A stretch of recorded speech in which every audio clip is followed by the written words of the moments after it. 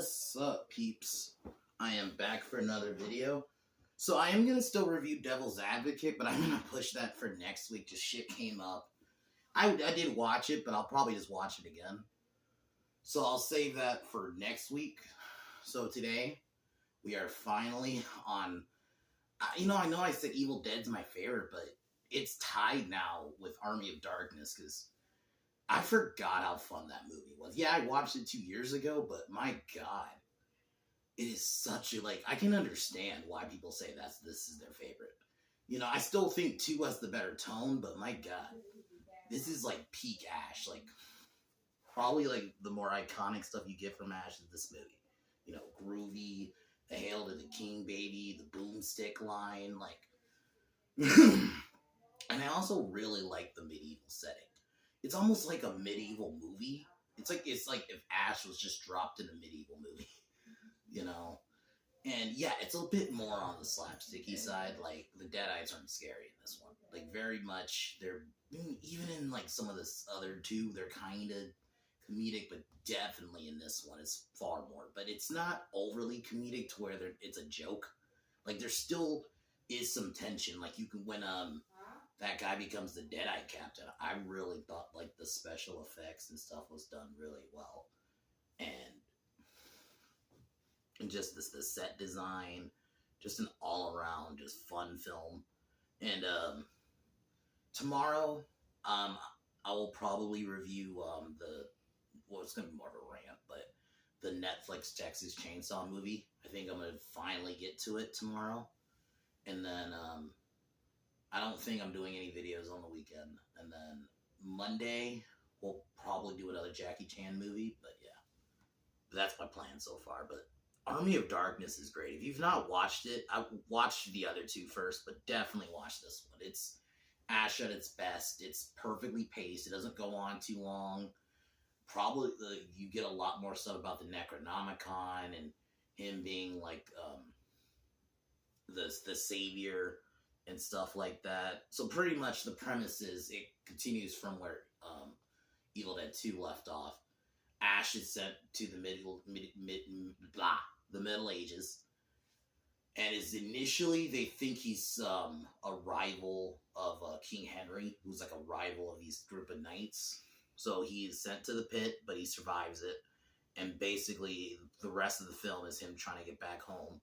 He ends up falling for a girl named Sheila. I always love in these movies too, where they tell where Ash is telling the story, and it's always a different actress who plays Linda. It's fucking great. But so he has to pretty much get back to his own time, and for all intents and purposes, this is where movie wise. I mean, I know there's the Ash vs. Evil Dead show, but in terms of if you don't watch that show, you could probably end it here. If you don't want to watch the reboot, which I actually would recommend, which I will be doing next week. But other than that, definitely this movie is a 9 out of 10.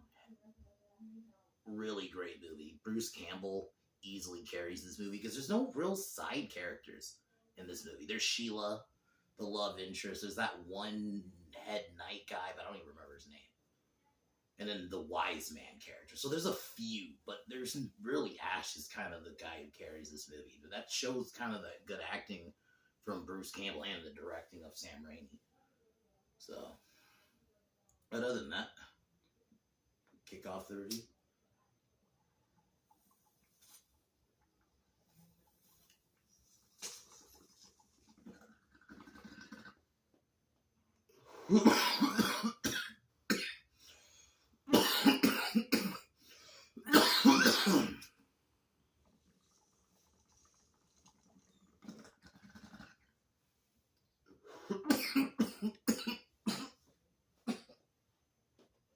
Sorry about that.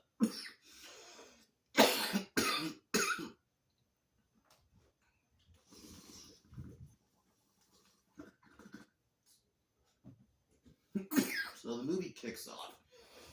Pretty much, we get Ash basically telling the story of what happened in the other movies. He basically gives almost a condensed version of the first 2 movies. And then we kick off for real. Basically, with Ash getting to the Middle Ages was I accidentally said Middle East.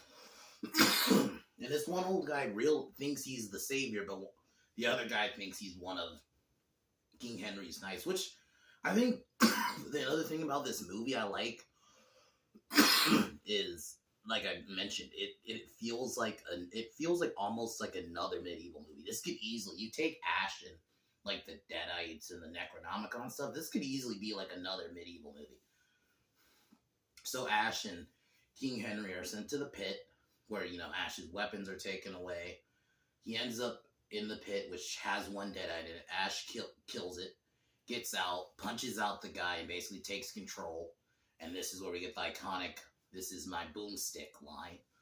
Like, this is peak Ash, in my opinion. Like, Ash and Evil Dead 2 is close, but yeah, like, literally probably the most iconic stuff, besides that, you did hear Groovy in 2, but, like, all his iconic stuff is pretty much in this movie. But, yeah.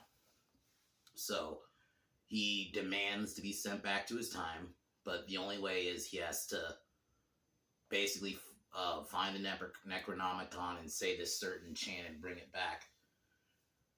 So we get the scene where Ash builds his hand from a knight's armor, and we get the first Groovy of the movie. I like, even in the second one, like when you see him build his hand, it's just so, it's like when Batman first puts on the suit, like it's almost up there. So Ash hooks up with Sheila, who's like the love interest of the movie.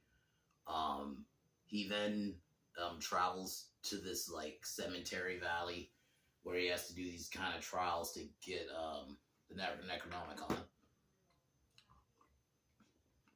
He ends up breaking a mirror, which turns into like a bunch of mini versions of himself, then becomes a big version of like an evil version of himself. Ash seemingly kills it and has to figure out which book's the Necronomicon, which he does, but he doesn't fully say the chant. And while leaving, he unknowingly,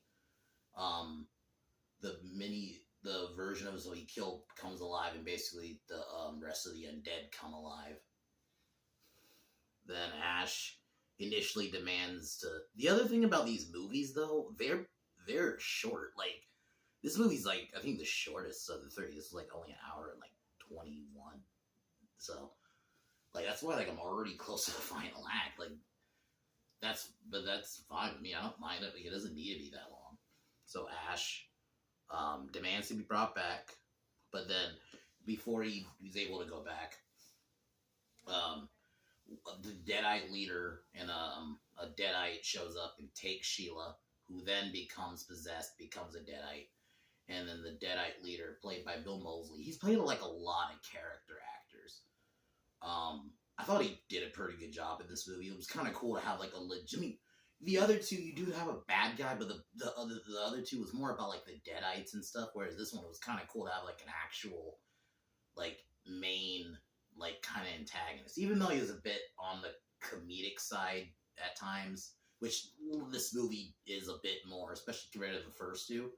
But it doesn't go overly comedic to where it's a joke. Like, there's actually, I wouldn't say scary, but like the scene when the Deadites and all the dead was rising up. I thought the effects for that was done really well. It was still shot really well. Like, you got that dark lighting. It wasn't like it still took itself seriously. It's just a bit more on the kooky side in terms of like tone. So she becomes a Deadite, and the Deadite leader wages an assault at the castle, and Ash rallies the people to come together. Basically, we get a giant battle. Pretty much the last chunk of this movie is the battle at the castle, which, like I said, you take Ash, and so this could just be any medieval movie. You make those people invading the castle just humans. This could easily just be some medieval movie, which I think they did a good job with that. So Ash confronts the leader because the leader wants the Necronomicon. After taking out Sheila temporarily, you even get like the fun scene though where Ash shows up with it was like a tank with like a drill on it. It was, and fuck up some Deadites. It was fucking great. But Ash confronts the leader. We pretty much have that battle. Ash's able to defeat the leader and kind of reverse everything. Sheila becomes human again, and the Deadites retreat. Ash is sent back in time, and then he kind of is back at S Smart shops, the S Smart, which is the shop he works at, which is fucking funny. Like the scene when he's giving I think it's in the beginning when he's giving that speech and he fucking mentions S Smart is fucking funny. But then Ash is hitting on a girl. Then a Deadeye shows up. He kills it, and we get some like more iconic lines from Ash. Film ends. Really good film. And I found out about the original ending, which was supposed to be like he is set back in time, but it's like everything's destroyed. So it was like basically it was gonna be like a darker ending, which I kind of would have wanted, but then it's like I can understand why they changed it. I'm fine with the ending we got. It's all around. I would have been fine either way. I think it's a great fucking movie. Very fun. And in general, these are very fun movies. Like I'll still say, like Evil Dead is definitely a great franchise. Like probably gotta say another example of a franchise in horror that actually consistent. I have not seen. There's not a bad one in these. Like I would probably say the first one is objectively the best one. But I would then say Evil Dead 2 and then this one. But then, yeah, the reboot is really good, which I'm going to review next week. A lot more serious tone compared to the rest, especially compared to this movie. But heavily recommend Army of Darkness. This is Ash at his best. But even just without the Ash stuff, I would say watch it just because the medieval backdrop is done great. Like, it feels like it could just be its own medieval movie. And the score is pretty good. I think the special effects are great. Like, all around, like, it's a solid conclusion to a trilogy. If you don't want to watch Ash vs. Evil Dead, which I would recommend. You know, I didn't finish it, but I would recommend it. It's a solid continuation with Ash's character, which I'll talk more about next week. But, yeah. Army of Darkness is great. 9 out of 10. So, really great movie. Tomorrow, I'm going to be doing a rant on the new Texas Chainsaw, finally. That movie is so bad. Like, and I'm going to be honest. I've said it before. I'm not the biggest fan of Texas Chainsaw Massacre. This is why I've not really reviewed those movies. I'll probably eventually, I may not review them all, but I'll review some of them. But this one is just, it's especially bad. Like, there are some solid kills. I think that's like probably the only positive I have is there's some solid kills. But besides that, it's not a good Texas movie. Leatherface on his own sucks. I'm sorry. What made Leatherface kind of interesting was that family aspect. And they don't even have that in this. It's just Ash on... It's almost... Not Ash, sorry. Because this is an Evil Dead review. Sorry. Leatherface isn't interesting on his own. He just isn't. He's not like Michael and Jason who have enough story. You could tell them by themselves. I don't think Leatherface has that. You need that family backdrop. And then the biggest thing... before I go full, and then I'll end it here, because I don't want to go too into detail. They made such a big deal of bringing Sally back in the trailers, and even in the fucking movie. And then she's, like, there for, like, 5 minutes. She has, like, one confrontation with Leatherface, and she gets killed. Anyway. I'll go more into that tomorrow, but yeah, that movie's terrible. But Army of Darkness is fucking awesome. Watch it if you haven't. Watch the other two also. They're great movies. This so far has been a great franchise. Hate that it's kind of taken me so long to finally review it, but here we are. But I'm going to cheers one more time, and then I'll peace out.